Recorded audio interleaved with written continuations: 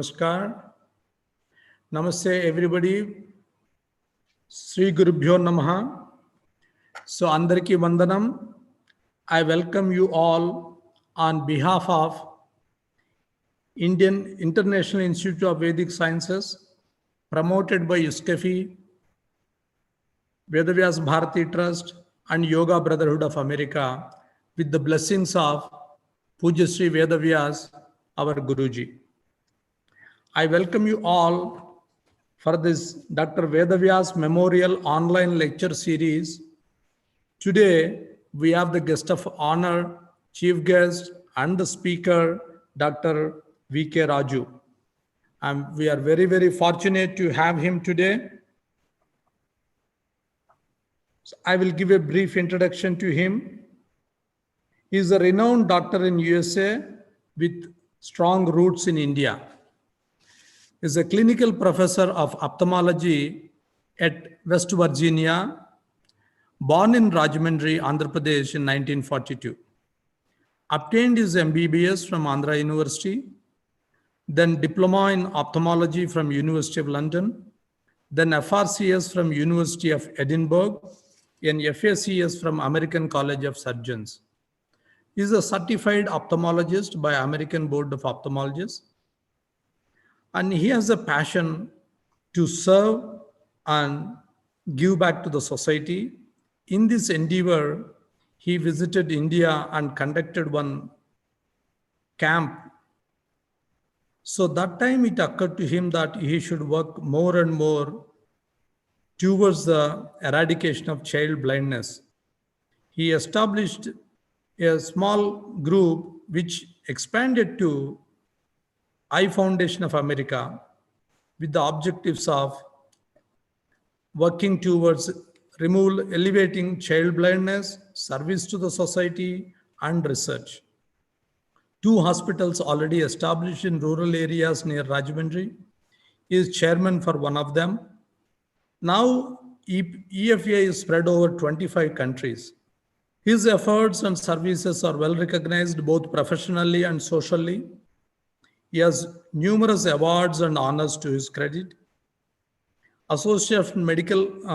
Medical Association of America Foundation, Nathan Davis Excellence in Medicine International Award, 4 times awardee by American Academy of Ophthalmology, Martin Luther King Jr. Achievement Award from West Virginia University, Vaidya Ratna Award conferred by His Holiness Sankaracharya of Kanchi, Distinguished Community Service Award by AAPI, that is American Association of Physicians of India, Lifetime Achievement Award again by AAPI, Lifetime Achievement Award from West Virginia State Medical Association, President's Lifetime Achievement Award from President Barack Obama.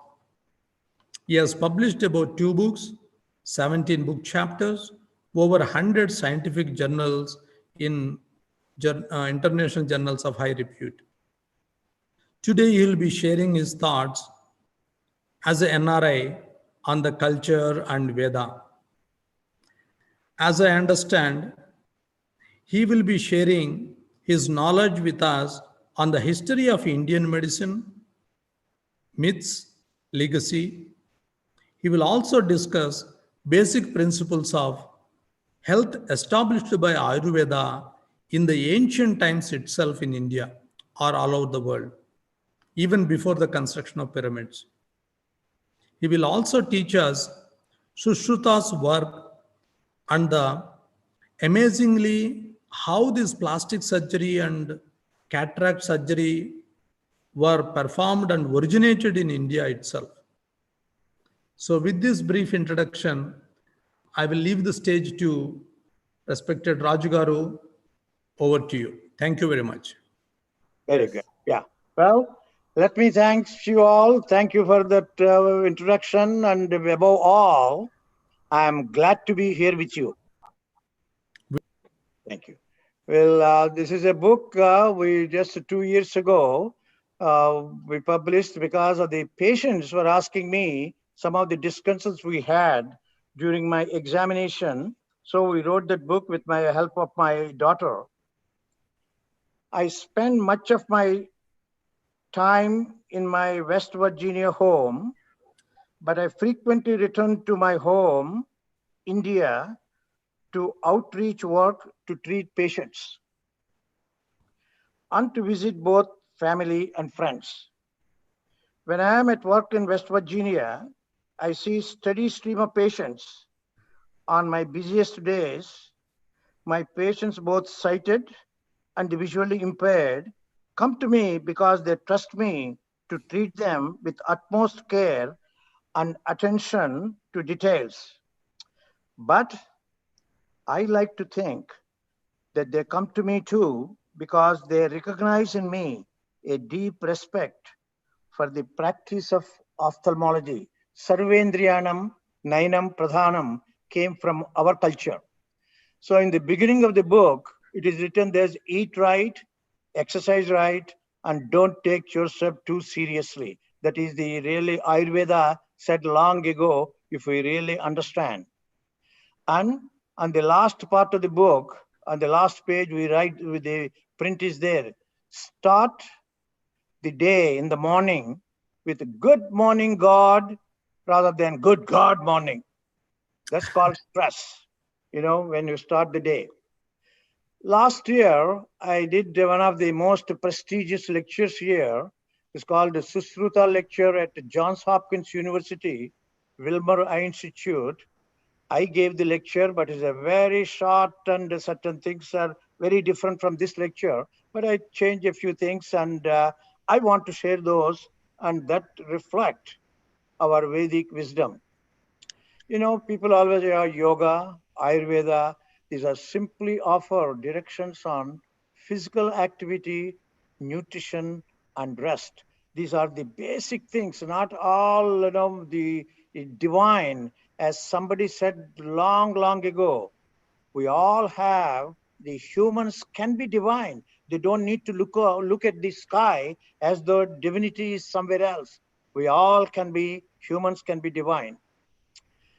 There is a lot of controversies in the Western world because the original writings of Susruta and Charaka were lost because of the weather, where we wrote leaves, birch bark. That's what we have written, and their organic material is all deteriorated. But there's one thing, there's no controversy at all. The Gentleman's Magazine, when the British were in India, 1794, two army surgeons saw somebody, Ayurvedic physician, repairing the nose. You're all able to hear me okay? Yes, please. Yeah. And after that, this opened so much, and there is a Jones and Caliban, the name, there are so many Welsh, English, Scottish historians came to India, spent a lot of time in Calcutta translating the oral volumes as well as oral history. They took it and a lot of books were written. But this is the one strikingly that Ayurvedic surgery and rhinoplasty actually originated in India. The other things, we can prove it. We should do it right. If we Indians with a history interest, a medical history, if we follow true dharma, we can prove the incredible things that happened in India. I'll just touch on few of those Sanskrit verses from Charaka Samhita and Susruta Samhita. Friendship with all, sympathy towards the sick, feeling of profound satisfaction upon recovery, and overlooking even those who fell ill towards him are sufficient to fulfill the ethical requirements of a doctor. Today, in the recent decades, medicine is going through very rough ethics. The wise doctor should not adhere exclusively to what is written in the books, but use his own discretion and reasoning. This is what we call today out-of-box thinking. You know, in olden days, the cataract surgery, we all get cataract if we live long enough. Gray hair and cataract. Cataract is not a disease. It is aging phenomenon. If you age and if you healthily age, really nutritious food, mostly vegetarian and non-vegetarian, even you take it a little bit and not too fatty foods. We are talking about good vegetarian, healthy diets. Cataracts are slow in progress. There are some 80-year-olds still the cataract surgery may not be needed. But diabetes, overweight, obesity, lack of exercise, all these ill health that leads to definitely more cataract earlier. On the other hand, he who is good in practical work because of his boldness but lacks a theoretical knowledge is not respected in the cultural society. Actually, he deserves punishment by the government. You know, we are talking about more than 3,000 years ago. A person who studies one branch of science only cannot arrive at proper conclusions. Therefore, a physician should try to learn as many related sciences as possible.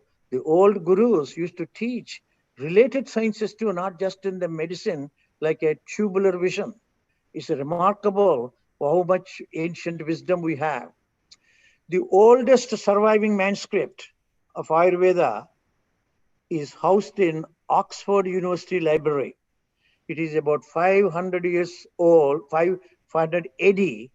It was found between China-India border in a stupa, Buddhist stupa. That's why the birch bark pages survived, 198 of them. Because of that one, the entire history, we know that Susruta, Charaka existed. Previously, they used to tell it's all a myth. That Indian medicine is all Greek medicine. There's nothing happened. Terrible papers were written. But after this was found, and Colonel Bower found that between China-India border and history is really changed at that time. And a linguist, Rudolph Honley, came to India in Calcutta almost more than 200 years ago, transliterated, word by word, transliterated, and we have a lot of things in history that such things existed. That is a Bower manuscript. Sanskrit went through almost more than 5 times. I can just connect some sentences, some words, but it is very difficult to read. But these are all essential principles. What you eat, you exercise, that is the real health. Then Aushadha, medication is only number 3. Today's world, we are all looking for medications, forgetting about right way nutrition and exercise. One of the Charaka's sayings was, exercise gives you more than it takes from you. How much wisdom is there? Look at the World Health Organization definition of health. A state of complete physical, mental, and social well-being, not merely the absence of disease or infirmity. Whereas look at Susruta's times, perfect health is defined as a balance between body, mind, spirit, and social well-being. We all, with the right dharma, we prove it not like keep on promoting like another business deal, another herbal conference and sell more herbs. That is still going on a little too much in my thinking. But with the dharma, if we rightly do it, the world is ready to listen to Ayurveda, not just in a few quarters, all over the world. Osler is a great physician. Some historians call him Charaka of modern times. Osler, I know some of the physicians, if you are in the audience, is from Johns Hopkins, incredible physician, an enormous writer, thinker, and that's what he said. He used to tell his students at that time, if you listen to the patient, he's telling you half the diagnosis. I'm actually working on these 2 books that were written by Osler, and that my little bit of my research is, I don't know, I want to know more. That's my morning when I get up, I say. This you must have heard. There is no pill for every ill, but there may be an ill after every pill. So modern medicine is wonderful for acute problems. Incredible things are there in modern medicine. The last 40 years, there are more than 45 major breakthroughs for cancer, heart attack, brain tumor, name a thing. But still, there are a lot of is not desirable that we can do it in a right way. Look at these patients. Everyone is close to 90 or over 90. They're all my surgical patients. Corneal transplant is my special interest. I've done a lot of work, and I'm working on another book actually. My love is learning. When you want to learn, you read and write, and limitless. My mentor in London used to say, when you don't know what you don't know, you know everything. And these people over 90, they never knew about Ayurveda, but they practice in a way. Two things about Ayurveda I think of: moderation, balance. I repeat it again: moderation and balance. Not rare Sanskrit slokas and one guy saying this and all. Moderation, balance. Last year, when going on in Ayodhya, this is how I want to connect a little bit of medicine, a little bit of our ancient history and Vedic sciences and Vedic wisdom, or our ancient wisdom of Bharat Mata. And he called me, Raju, look at the people, how they are fighting and all that.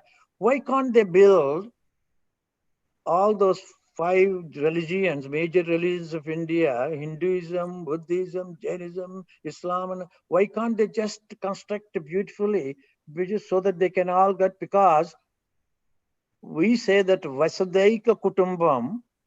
I don't know how many people you know on the Parliament House in Delhi, there are big letters, it is written Vasudhaika Kutumbam on the Parliament House when it was constructed. I realized it when I was all reading this. I didn't know how much you all knew about it. The other concept of Matrudevo Bhava, Pitrudevo Bhava, Acharya Devo Bhava, Atithi Devo Bhava, for me, it is unbeatable. Even I tell my children, they may not follow all Hindu rituals and things like that. When we say Vasudhaika Kutumbam, look at the humanity. You care, love their neighbor. In Christianity and Islam has wonderful slayings too. And you say, Mother, you brought me into this world, give me life. You see God in you, and even people we may not care about all the other ritual things. They'll be very glad to receive things like that. Can we bring those things into it? When we talk about our ancient wisdom and Swami Vivekananda, probably the greatest spiritual genius, he may be one of the few religious people in my little thinking and little reading who understood the dynamics of concept of God. He said about faith is wonderful, but it can breed into fanaticism, barring further progress. He said knowledge, jnana, is wonderful, good, but it can become dry intellectualism. Today's medicine, with the most modern technology, incredible. What do you have compared to just 35, 40 years ago?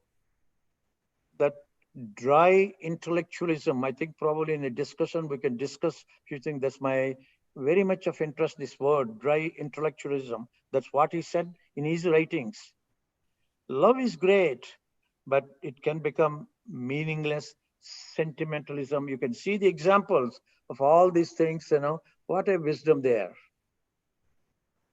So I did a couple of years ago in the Indian consulate about International Youth Day.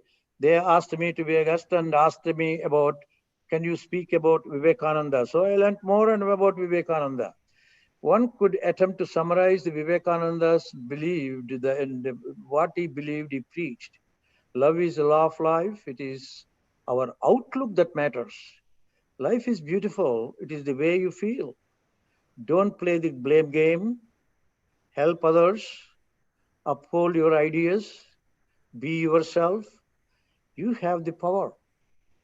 Be truthful. Learn every day. Nothing is impossible. So, nothing new, but is always, my mother always used to say, not like something like this in Telugu, knowledge in the books and money in other pockets is no use to you. Focusing entirely, the other one, I feel, some of the Western literature from Russia, which are translated into Russian into German. As I said, my entire house, the new house is smaller, is all just a library. Focusing entirely on spirituality and universality can leave little room for practicality. I would like you to, some of you want to look at this sentence and question me, or you give me some answers to that. Look at Henry David Thoreau never came to India, the greatest, one of the greatest literary persons of United States 120 years ago, wrote in his book, in the great teachings of Vedas, there is no touch of sectarianism. I think if we're all thinking about Vedic wisdom, Vedas, and respecting, and we need to look at the sentence. It is of all ages, climes, nationalities, and it is the royal road for attainment of the great knowledge. Henry David Thoreau never came to India, and he wrote about Ganges, rivers, and nature almost 120 years ago. He is the one, I'm sure some of you would know, he is the first one that popularized or at least practiced non-violent, passive resistance, that he would not pay the taxes to the American government. Then they are having taxes for the war with. Do you think anybody can tell me which war was that? When Henry David Thoreau went to 9 months to prison because he would not pay the taxes, because it's an unjust war, not in a violent way, passive, non-violent resistance. May I ask, anybody can say about which war was that when Henry David Thoreau introduced to the world this passive resistance? Mexican War. And then Gandhi read about him in 1934. He writes in his book. Then we know what Gandhi, incredible things for the country he did, and truly Abraham, Albert Einstein, people what he said about Gandhi, and then the same thing came back to United States, Martin Luther King. So started in United States, went to the east and came back. That's called, a circle. And in India, we all respect that Kala Chakra or time wheel. Whereas in Western tradition, time is beginning, ending. They call it timeline. Whereas it is Kala Chakra, makes sense if we can really work it out and show with the ultimate dharma, the world is ready to listen to India. There are a lot of wisdom in our literature, generosity of nature, incredible amount it is described and should be reciprocated by man. People said you will have lungs, 2 lungs, but that's only half. The other half of your lungs is in the trees around you. So half the lungs in our chest, the other half of our lungs is in the trees. Vruksham rakshati rakshatiha. Charity is considered as one of the highest virtues. My dad died. She was a young, relatively, early widow, 7 children. She always stressed how important is charity. And we all know in Indian, when our literature says, you did not come with anything, you will not take anything with you. Well, I'm coming to a conclusion. The most greatest, whenever some of the education, very educated people, I'm talking about those Christians, but the Unitarian Church people, they don't think it just Christianity is the only way to go, and they read other literature. On the day when I went there to talk about Hinduism, they read the Rabindranath Tagore's poem. That is their broad-mindedness. When I talk about this one, some of them just, Raju, I get goosebumps when you talk about, and some medical endocrinologist said this one. Human body, man has female hormone, estrogens, androgens. This man is not just man, woman. So this concept of Ardhanarishwara, of God knows how long ago the concept was there, is incredible. And the feminine energy as the essence of the universe and shares half of Hindu God is truly remarkable. But it should not end there. An average young girl's life today in India, incredible, marvelous things are happening in India. I came almost 160 times in the last 40 years, but some of those unacceptable, and we should be, Sri Sri, I'll quote here. I think probably somebody can translate, or I'll సాధించినదానికి సంతృప్తిని చెంది అదే విజయం అనుకుంటే పొరపాటోయి. What we achieved so far is not the thing which could think of what has to be achieved if we think sky is the limit for India. And this is one of the, when, as I said, from Rig Veda to Radhakrishnan, I made a lot of notes in the last 3 months. God knows how much I read, but I'm still reading and trying to understand and learn. It is not God that is worshipped, but the authority that claims to be speaking his name. Then sin becomes disobedience to the authority, not violation of integrity. Think about that word, violation of integrity, today in any society. As I said, I would like to repeat this again. Focusing entirely on spirituality and universality can leave little room for practicality. So my mother always used to say, Iha and Para, always a balance. Entire Ayurvedic system, it is balance and it is moderation. And this is the greatest sentence of all, I think, is from Radhakrishnan's books too, or somebody else I might have altered, I don't know. Hindu thought, after all these centuries, in the evolution of our knowledge of God, believes in the evolution of our knowledge of God. I think such a profound statement, one should be able to write a book on that. Well, I'm coming to the conclusion, last 2-3 slides. You can see the India is a nuclear power. I'm thrilled yesterday to know that India is on the Security Council, permanent member of the Security. I think that's wonderful. India and United States are two countries, truly remarkable countries, two homes of mine.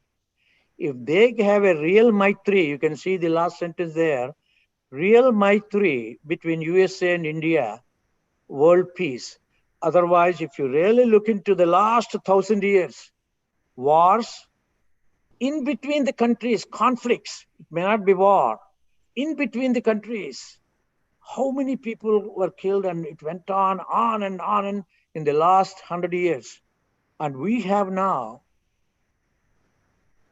atomic weapons. We can destroy, my engineer friends tell me, we have enough. All these countries, Russia, United States, India, China, Pakistan, France, and of course, Britain, we all have so many we can destroy. They say Earth can be destroyed 3 times over. It is already becoming clear that a chapter which had a Western beginning will have to have an Indian ending. if it is not to end in the self-destruction of the human race.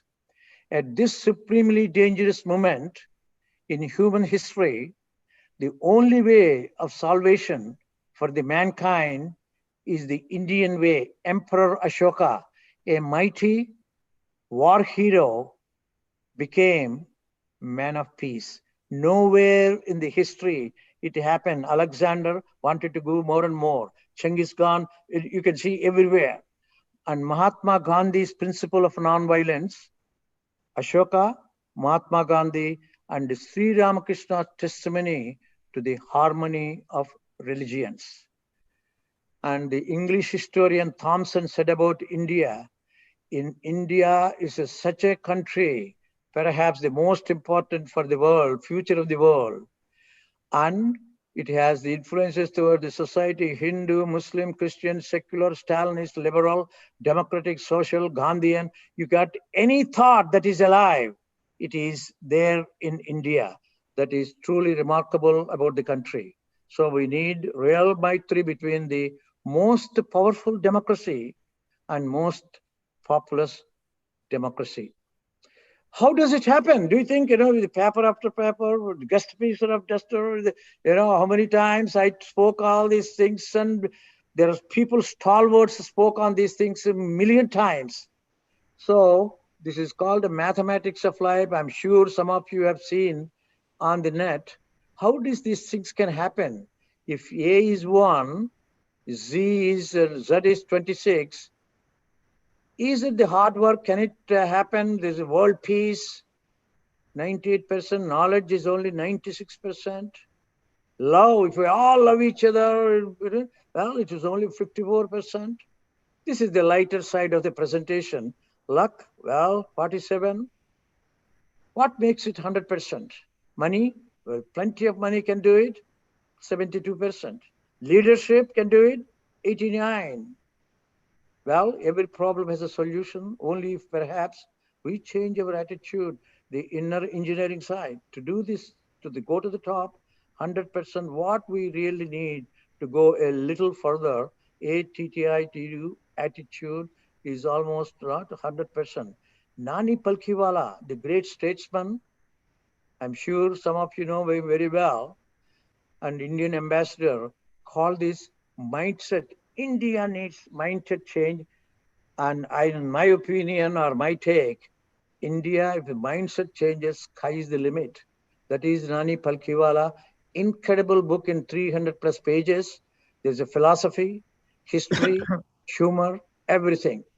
The last 2 slides I need to show you, this is the Library of Congress with 170 million books, recordings, maps, etc., with 4,000 books in Sanskrit. Bhajagovinda, Kalidasa, some of our ancient books in Sanskrit, they take care of them. Some of them, you have to wear gloves to touch them. I'm a lucky person. I'm glad you heard me. You gave me a chance for me to be with you and listen to me for the last about 20, 30 minutes. I travel, leave home, come home, and leave that home and come home. I am very glad and I'm very fortunate to be having 2 homes. And I end with this slide of all the religions in India, and there is something called Indianness. I'm writing a book on that one. Indianness, people do not, what do you mean by Indianness? Incredible. Even I'll give you just one example.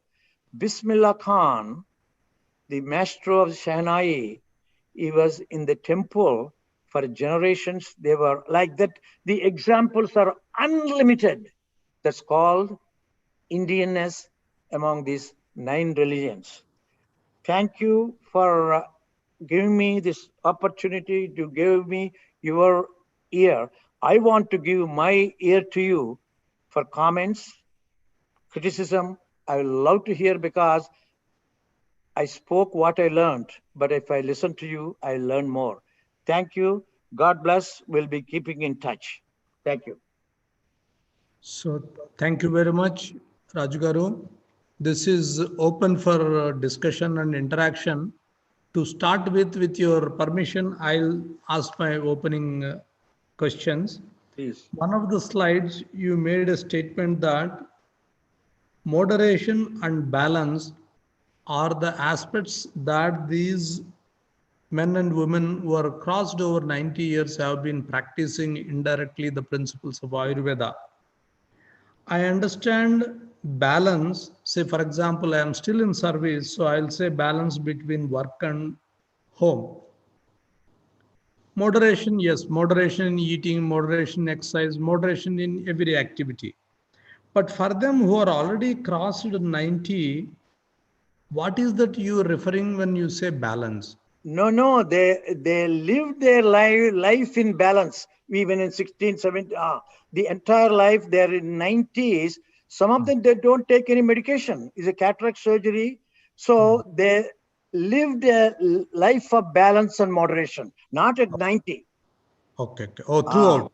So to right from the reach 90, see, look at yeah, that, and even in this country, we are losing that. The people of that generation, now they are not going to live into 90s. They are actually coming down okay. because, again, the simple little things out of balance. Yeah.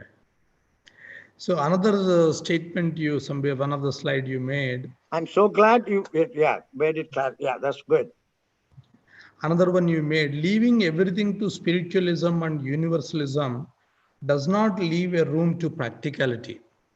So excuse my ignorance, I couldn't follow, but maybe it reminds me my Guruji's statement. Once he was telling me, suppose if you are sitting in a prayer, pray to God as if God is doing everything. You have no role, everything is done by God. I know that. The moment you come out of the prayer, Yeah, behave as if everything you are doing, God yeah, has no role. exactly. So That statement, yeah, uh, is just that what you're referring? covers it. Yeah. Okay, please tell me anything is missing in this or anything expand you want to expand the statement. You are absolutely right. The people, yeah. Karma yoga, which Yeah, you're not thinking about. You said it very well.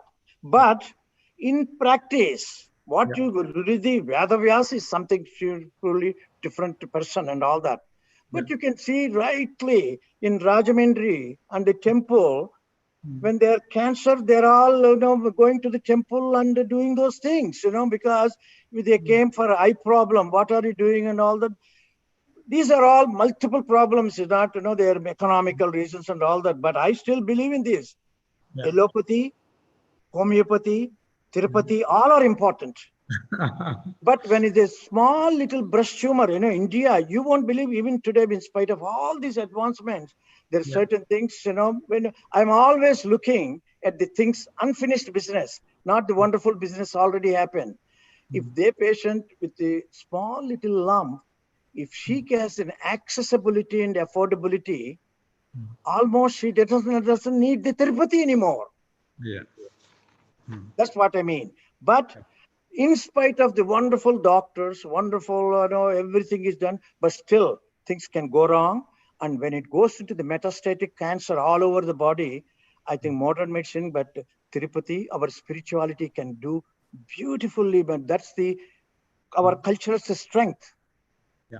So you are suggesting that let us do whatever that we can do to the best of ability, then only leave things to the God, not in the beginning itself. Exactly, But if you want to have a prayer, that's wonderful. But Doesn't matter. That that's helps. That helps in the recovery.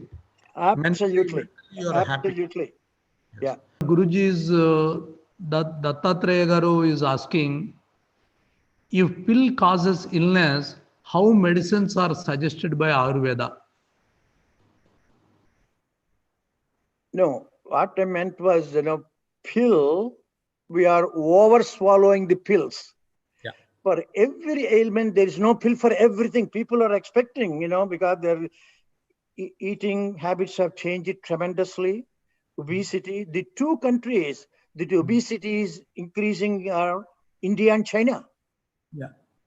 the rapidly increasing, and other things too. So we are expecting everything with a pill. and only education, education, and education. It can change, but when the pill is needed, suppose when you are having a heart attack, that little pill under the tongue saves your life without any question. But Yeah. there's so many other things you can do to prevent, to some extent, not 100%. Nothing is, we need, somebody told me long ago, I still think we need three things to be happy in this world: good genes, good habits, and good luck. All the three. So, but if you can, if you're all dependent on pills, there are so many side effects for the pills, but not everybody though. There are a lot of people, you go and ask your cardiologist, there's so many people will say, oh, he saved my life. Well, there are other people with all drugs went into disaster and had problems too. And what I'm saying is there are too many pills today. Yeah, true.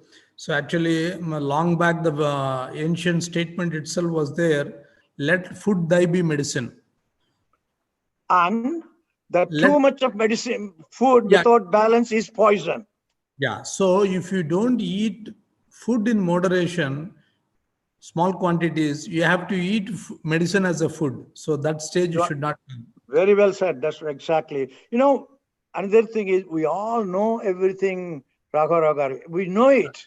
But how do you start with children? As Gandhi said, if you want real change in the world, start with children. Yeah. So Rajugaru is giving a comment, GS Rajugaru, because all are Rajugaru, I have to distinguish. He's the Right, senior Rajugaru. right. So from our vice president, he Yeah. was telling balance and moderation in respect of prayer and selfless work. Can this be a good formulation?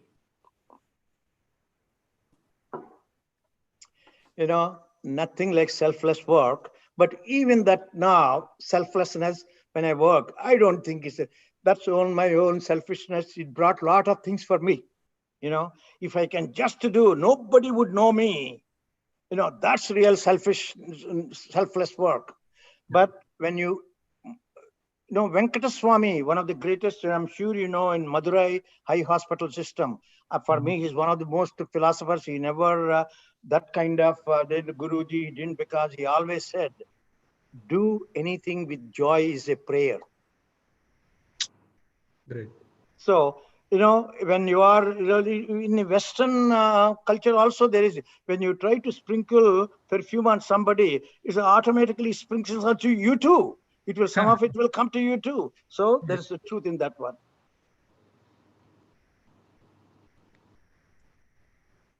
So our Gurujis also used to tell, nowadays people are fighting for authorship, credit, all this. Many of our ancient books were written by rishis whose names were not recorded. They never bothered their authorship. Yeah, sure. But Raghav, I want to say something here. I agree with, we're all on the same page in many, many ways. Yes. My mother used to say, again, as the Sri Sris too. Yes, all that wisdom, but how about dharmic, how much it is functioning in day to day in average. Leave alone, I don't think about average people are wonderful people in India. Those taxi driver, that auto rickshawala and all that. But you take it, Yadha Raja Tadha Praja, the people what are doing and all that. We read it just a couple of years ago, little Chief Minister of Andhra Pradesh, he's worth 197 crores. Things like that. Yeah, this is a completely different topic. But I think the culture of a country is reflected how you treat the children. I mean, still diarrhea, pneumonia, and malaria, the three causes of death in children. True. But overnight we can change it. My frustration is, I think about it. It can be done incredible, like Nani Palkibala said in his book. Can I ask you, everyone, you're all, educated. They all read that book, or did you? Not really. Not me at Incredible. least. I think even I today. noted down. I noted down immediately. I'll purchase and do that. Please do. That's the best. Yeah. I'll do that. Both the books, what you mentioned, both the titles I have written. Yes, sir. And Thank you. another one you said, Yadha Raja Tadha Praja. That is true. olden days, I mean, just my perception, nowadays the ethical values are going down in human being. The dharma is taking holiday. So yadha praja tadha raja. That's how I am getting a poor politicians. No, there is some truth in it. You are right too. I agree. I mean, I know what you mean, because I heard the other day, I was giving a talk and somebody said an MP re-election in India is at 27%, it seems. I was stunned, almost speechless. The re-election of an MP is around 27%. Well, and that way people are changing them.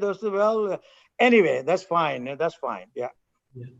So then, Sai Kiran Nagbodhi is asking, Dr. Rajugaru, you mentioned about Ayurveda being the thought about in many quarters of the world.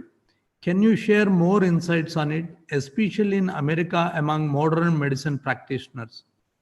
Very little. No. The quarters, it is there as a principle, is gaining importance, but it did not strike the mainstream. Very little. Do you know when they go to Ayurveda, when a modern doctor, when he says there's nothing can be done, then they go. Nothing can be done. Yeah, that is true. But Yes. what is needed, From the that's beginning very small. Overall, you can hear the newspapers may say, oh, it's all in. No, it's not like that. This is all, that's not true. But more and more educated communities are really respecting the principles of Ayurveda.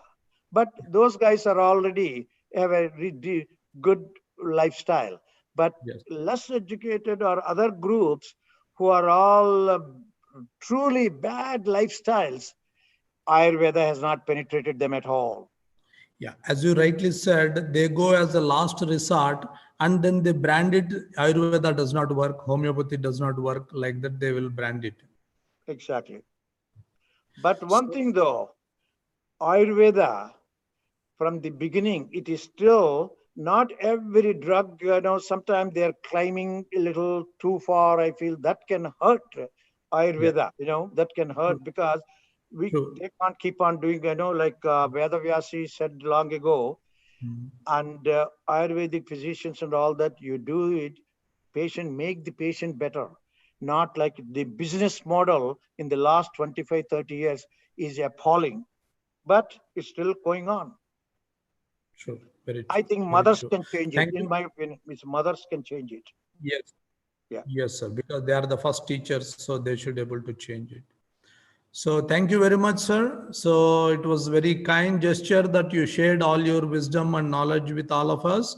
We are deeply benefited and enriched with your knowledge. You've done well. Yeah. Yes.